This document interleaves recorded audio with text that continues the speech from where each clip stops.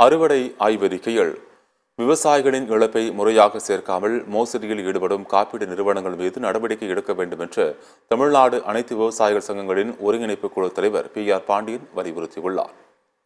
திருவாரூர் மாவட்டம் மன்னார்குடியில் செய்தியாளர்களை சந்தித்த அவர் அறுவடையை ஆய்வு செய்து அறிக்கையை மாவட்ட ஆட்சியர்கள் இறுதிப்படுத்தி அரசுக்கு அனுப்பும் வகையில் மாற்றம் கொண்டுவர வேண்டும் என்று கேட்டுக்கொண்டார். இதுகுறித்து மத்திய மற்றும் மாநில அரசுகள் நடவடிக்கை எடுக்காததால் காப்பீடு நிறுவனங்கள் விவசாயிகள் பெயரில் மிக பெரும் கொள்ளையில் ஈடுபடுவதாக குற்றம் சாட்டினார். பாதிக்கப்பட்ட அனைத்து விவசாயிகளுக்கும் உரிய இழப்பீட்டை பெற்றுத்தர வேண்டும் என்றும் போர்க்கால அடிப்படையில் நடவடிக்கைகளை மேற்கொள்ள வேண்டும் எனவும் அவர் வலியுறுத்தினார். கிலோ ஒன்றுக்கு 10 ரூபாய் ஊக்கத்தொகை வழங்கி விதை உற்பத்தியில் விவசாயிகளை ஈடுபடுத்த தமிழக அரசு முன்வர வேண்டும் என்றும் PR பாண்டியன் கோரிக்கை விடுத்துள்ளார். காவிரி டெல்டா மாவட்டங்கள் துவங்கி திருவள்ளூர் மாவட்டம் வரையிலும் காப்பீடு செய்த விவசாயிகளுக்கு சென்ற ஆண்டு ஏற்பட்ட வறட்சி வெள்ள பாதிப்புகளால் மகசூல் இழப்பை சந்தித்துள்ளனர்.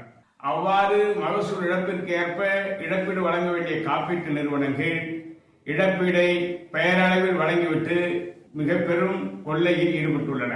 இதற்கு தமிழ்நாடு அரசும் துணை போகிறதோ என்று அச்சம் தோன்றுகிறது. காரணம், அறுவடை ஆய்வறிக்கையை அடிப்படையாக வைத்துதான் இழப்பீடு நிர்ணயம் செய்யப்படுகிறது. கணக்கிடும் போது விவசாயிகள் முன்னிலையில் ஒப்புதல் பெற வேண்டும். அதன் அடிப்படையில் தான் இழப்பீட்டிற்கான கணக்கீட்டை அனுப்பி வைக்க வேண்டும். ஆனால் வெளிப்படைத்தன்மை இல்லாமல் அறுவடை ஆய்வறிக்கையில் கணக்கீடு செய்வதில் மோசடி செய்து விவசாயிகளை பழிவாங்குவதற்கு காப்பீட்டு நிறுவனங்கள் முன்வருகிறது.